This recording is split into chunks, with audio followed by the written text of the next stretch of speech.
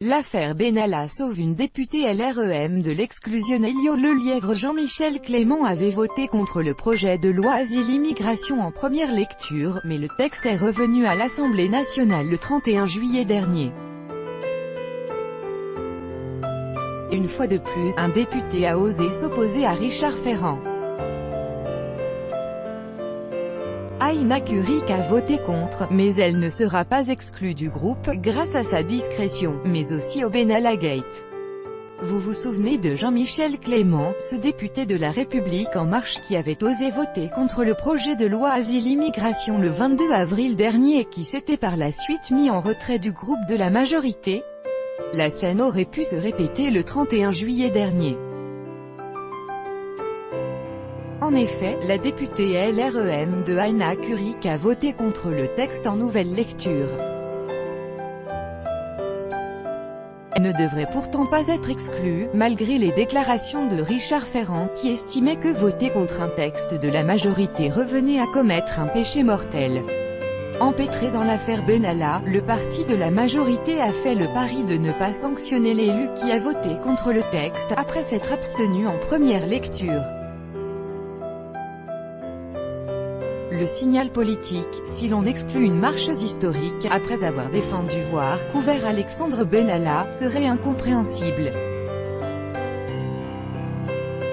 On a besoin au contraire de montrer qu'on est lucide et ouvert aux critiques. Sinon, le mouvement de réforme s'arrêtera, estimait un cadre de La République En Marche cité par l'AFP. Au lieu de l'exclusion promise, la députée de la Marne a reçu un simple rappel au règlement, de la part du président du groupe En Marche, à l'Assemblée.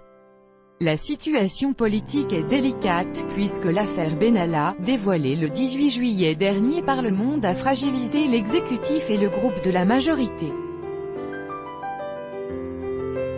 Dans le même temps, le député LREM fondeur, Jean-Michel Clément, a annoncé dans une interview à Politis qu'il souhaitait créer un groupe parlementaire d'opposition regroupant des élus qui viennent de La République En Marche, mais pas seulement.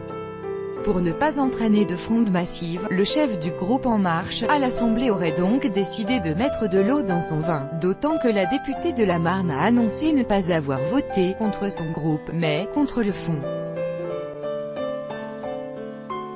Les députés LREM ont apparemment pris note puisque son maintien aurait été décidé à l'unanimité.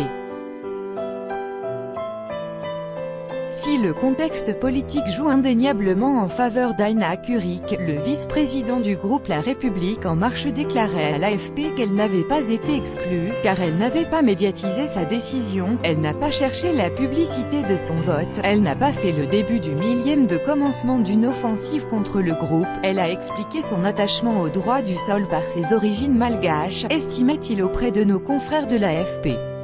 Exclu du groupe ou non, l'audace d'Aïna Kurik de s'opposer à Richard Ferrand s'inscrit dans la ligne tracée par Jean-Michel Clément il y a un peu plus de 3 mois et vient confirmer l'analyse qu'avait faite Frédéric Sinclair, écrivain et conseiller de Dominique de Villepin, dans nos colonnes. Il y observait, au fil du temps, les désaccords entre l'exécutif et les députés de la majorité croissent. Nous sommes quand même dans une dynamique de clivage. Et comme cette majorité n'a pas d'enracinement partisan profond comme pouvaient l'avoir les partis traditionnels de droite et de gauche, on vise l'éclatement de la majorité.